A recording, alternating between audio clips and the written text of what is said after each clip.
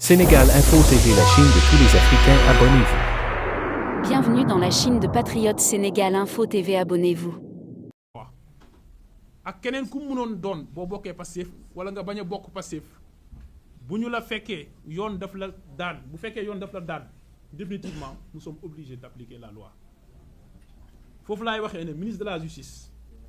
mënul woon bañ a def lii te bu ko defee assemblée mënu ci dara parce que mooy ñu ko choix ministre de la justice mënul à travers le parquet, à travers les juges d'application des peines, à travers l'administration pénitentiaire bu magistrat ne daan naa nit 2 ans de prison ferme daan naa nit 6 mois de prison ferme ñu daal di jàpp waa ji mënatu yóbbu biir kaso c'est parce que si tutelam la direction de l'administration pénitentiaire ci ministère bi la bokk procureur yi continuer di appliquer peine ci ministère nañ bokk ci moom nañ dépendre mais bu amee sénégalais boo xam ne acteur politique la yoon ne la saisiral assemblée nationale nga ne doo ko saisir question bi ñuy poser mooy ministre de la justice bi fi nekkoon ci nguuru Macky Sall lu tax saisir ko woon lan la Barthélémy Dias waxtaan ak Macky Sall suñu yoon negu ci li ñu xam mooy yoon lii la wax loolu la ñuy def kon pour clore chapitre boobu muy premier point boobu dañuy daaneel si ne loolu du dara lu dul loo xam ne yoon a ko dox te nous sommes obligés de le faire leeral bii nag du dara lu dul leeral sénégalais yi ne fii yoon moo fi dox c'est aussi simple. Deuxième point bi nag mooy révocation de monsieur Barthélémy Dias de la ville de Dakar wala bokk ñu mettre fin à ses fonctions de maire de Dakar. Encore une fois dañuy rappeler dañuy wax en tant que ay Dakarois yoo xam ne dañu ko votel ci mois de janvier 2022 kon yoon la lépp lu jëm ci mandat boobu ñu joxoon ko bu dee dañ ko nar a jaay doole nangu ko mais ñun ça nous intéresse parce que suñu vote nañu nar a spolier bu fekkee waratu ko nekk aussi mais loolu ça nous intéresse parce que ñun ñoo ko dénkoon foofu dañuy wax ni il faut que ñu def un bref rappel historique parce que dama ko dégg sànq dama ne waa ji day màndi di wax rek dama ko dégg sànq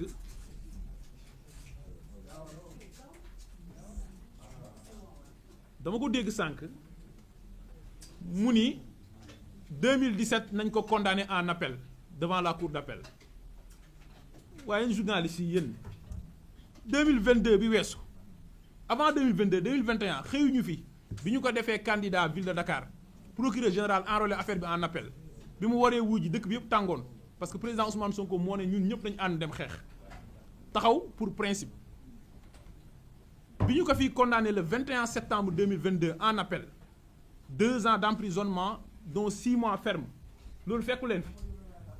mu taxaw fi tey répété 5 fois ci français comme ci wolof ne moom cour d'appel bi mu koy condamné c'était en 2017 est-ce que cour d'appel 2017 la ko condamné koo xam ne il ne maîtrise même pas son propre dossier les faits qui sont survenus en 2017 nga xëy jaawale ak ay faits yoo xam ne 2022 la est-ce que ça c'est sérieux moo tax man may commencer par le rappel historique parce que xam naa ne su ma déggee s'il est de bonne foi il va dire que nekkul ci dëgg kon rappel historique bi mooy Barthélémy Dias a été élu maire de la ville de Dakar en janvier 2022 ñu installé ko dans ses fonctions en février 2022 ginnaaw loolu nag Cour suprême daal di ko condamné définitivement le 22 décembre 2023 parce que wax naa sànq ne le 21 septembre 2022 lañ ko condamné woon en appel je commence par une chose parce que dama ko dégg sànq mu ni moom Cour suprême bi mu koy condamné bi weesu du loolu mooy condamnation définitive bi condamnation définitive bi mooy bi ko cour d'appel di daan d'abord juum na parce que boobu 2017 la wax pour wane ne fay dafa yàgg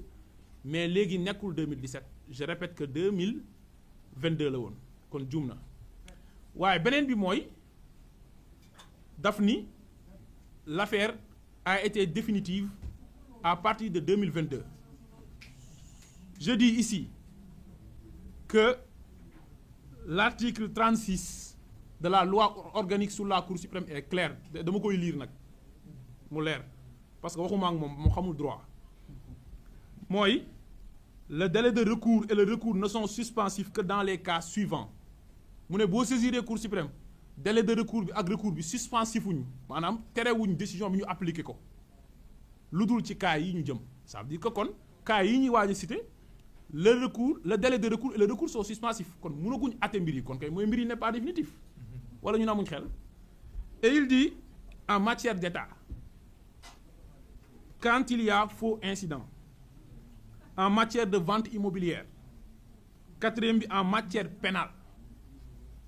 sauf d'une part en ce qui concerne les condamnations civiles et d'autre part l'existence de dispositions législatives contraires moo tax élèves yi nekk étudiants yi nekk première année fac droit sax xam nañ ne en matière pénale le recours devant la Cour suprême ou le pourvoi est suspensif loolu xale yi dañ koy répéter yow nga ne yow yaay le maire de la plus grande collectivité territoriale dans ce pays xamoo ne en matière pénale le recours est suspensif parce que en matière pénale mais bu fekkoon ne parce que suñu dañu abroger peine de mort moom na fi nekk boo demee léegi ñu ne c'est pas suspensif mun nañ la parce que condamné nañ la en appel nañu la rey léegi yow bu ñu toogee fii ak 5 ans 6 ans 7 ans après nga dem ñu kase décision bi renvoyé devant une autre cour d'appel boobu daal di àtte ne da ngaa set xanaa reyuñ la ba nga ji ba mu jeex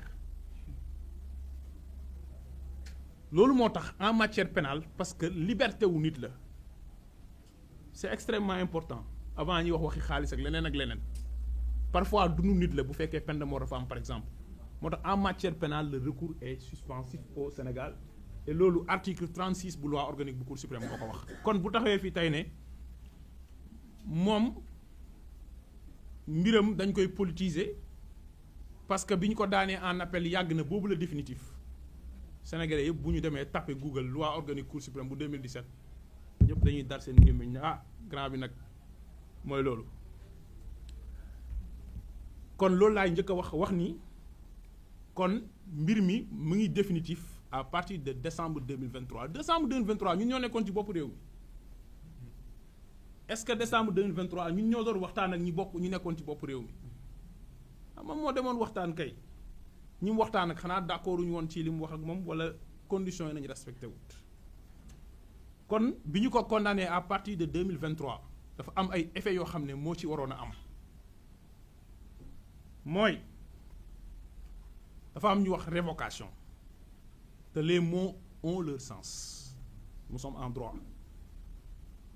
moom mu daal di dem jëli article 135 ak article 140 bu code général des collectivités locales daal di ne maire wala conseiller municipal kenn mënu ko révoquer lu dul crime la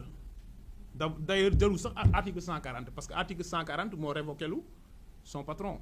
l'ex-maire de la ville de Dakar te kooku il n'a pas été condamné pour crime mais dafa am ay délits yoo xamante ne dañ ko cité sans que nag mu limitatif délits yooyu noonu bu ñu la ci condamné ay faux usage de faux ay faux en écriture publique ay escroquerie yeneen ak yeneen blanchiment ak bépp infraction boo xam ne loi sur Cour des comptes daf koy tere yooyu yëpp boo ko defee wala mbirum foncier mun nañ la révoquer te ki lay révoquer mooy président de la République par un décret mais ministre des collectivités locales li mun def mooy suspension waaye loolu intéressé wuñu fii parce que mbir mi mooy est-ce que mënoon nañ ko révoquer non kenn mënu ko révoquer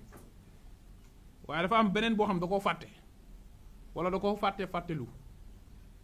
mooy l'inéligibilité foofu la ñuy dellu si waat encore une fois ci code électoral bi article L29 ne peuvent pas wala ne sont pas inscrits sur les listes électorales cité ba numéro 3 ne ceux qui sont condamnés à plus de 3 mois d'emprisonnement sans sursis code électoral bi leer na nee na ku ñu tëj lu ëpp 3 mois yoo xamante ne da nga koo tëdd mënatoo inscrit ci liste électorale yi moom sax wax na ko moom d'ailleurs kon 6 mois ferme yi nga xamante ne tëddoon na ko da koy tere mu inscrit ko ci liste électorale yi mu xam na loolu et d'ailleurs dégg ngeen ko sànq mu ne je vous donne rendez-vous en 2029 ah élection locale xanaa du amaat 2027 ah donc il a acté l'inéligibilité eh bien on verra ci loolu nag la article L277 waxee loo xam ne nag dañu koy lire pour Sénégalais yëpp comprendre ñun ñëpp ñu harmoniser article L277 bu code électoral daf ni tout conseiller municipal qui, pour une cause quelconque, se trouve dans l'un des cas d'inéligibilité ou d'incompatibilité prévus par la loi, peut être à toute époque déclaré démissionnaire par le représentant de l'État, sauf recours devant la Cour d'appel dans les 10 jours de la notification. Et il peut dire que tout électeur municipal peut saisir le représentant de l'État